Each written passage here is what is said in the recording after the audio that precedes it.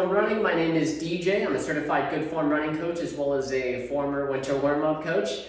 Today we'll be talking about the second point of Good Form Running, which is landing. Now first we'll talk about what most people do when they land, what we refer to as common form landing. Most people are going to land really far out in front of themselves, land on this really straight leg, create a lot of braking forces in the opposite direction. In this position, my knee is also locked out, which means I can't absorb the impact very well. You also notice my toes are pointed up in the air, which means I'm landing on the back side of my heel, so I'm not in a very stable position in this point either.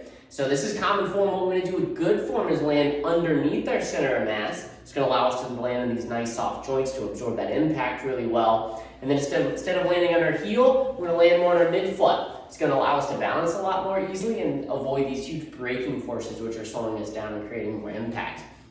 So the most effective tool that we can utilize in order to get that landing underneath ourselves and more on that midfoot is called cadence. So cadence just refers to the number of steps you take per minute while you're walking and running. What we found is that the more we increase our cadence, the less likely we are to overstride and heel strike.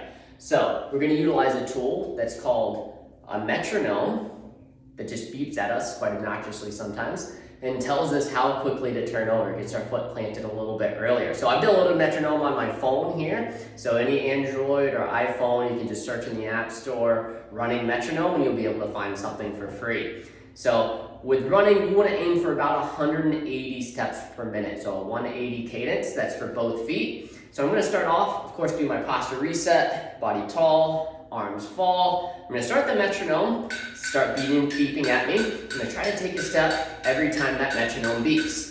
Now for most people this might feel really quick because on average with that common form, most people taking 150 to 160 steps per minute. So to make this feel more normal, I'm going to exaggerate this cadence. I'm going to bump it up a little bit at a time, a little bit at a time, quicker.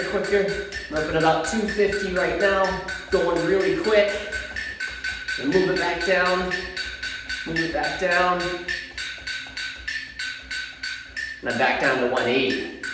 So even though I was only at 250 for a couple of seconds, now this 180 feels really easy because I've reset my body's normal.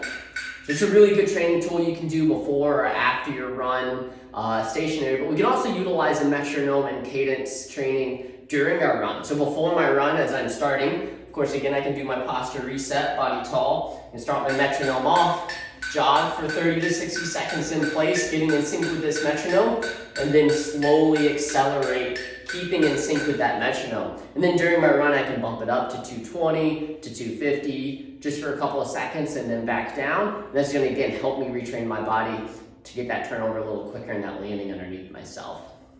So that's the second point of good form running. It's landing. It's going to be really helpful in reducing impact and reducing those braking forces. And we'll see you next time, guys. Thanks.